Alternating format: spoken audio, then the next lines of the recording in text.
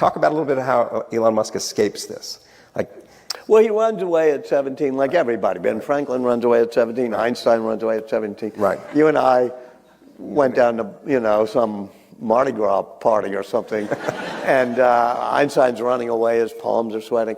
And he escapes by leaving South Africa, which has been very violent, and comes to Canada at first with about $4,000. And eventually goes to Silicon Valley after going to Penn, and starts a couple of companies. One is a Zip2, which is like Google Maps, but before that. And the other is a really interesting one, X.com. And it was a financial payments app that also had a social network attached. It becomes PayPal. They oust him. He wants to keep it called X.com, and he wants it to be an everything app. Right. This is what drives him 22 years later to buy Twitter, turn it into X.com, and make it a payments app. At what point in his career or life do people start saying this is a really unusual person who's going to do really unusual things?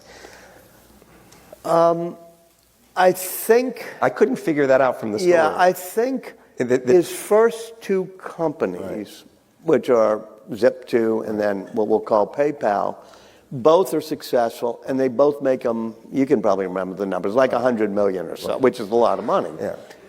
And instead of buying an island or buying a yacht, he wants to keep putting his chips on the table. Right. So with all the PayPal mafia that he's having a fight with, he decides he wants to send a rocket to Mars.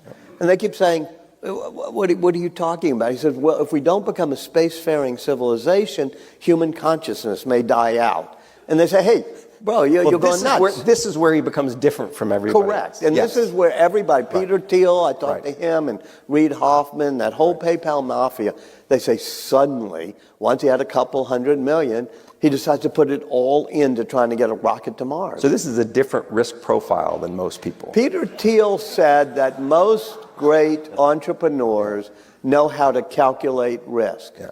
And he said, Musk is different. Yeah. He's addicted to risk. Yeah, that's the difference. That he's willing, the next thing is as valuable as what he is. Exactly. And he wants to always up the game. Yeah. And now he's still doing it. I mean, he didn't have to buy Twitter, and now after buying Twitter. So let's talk about that.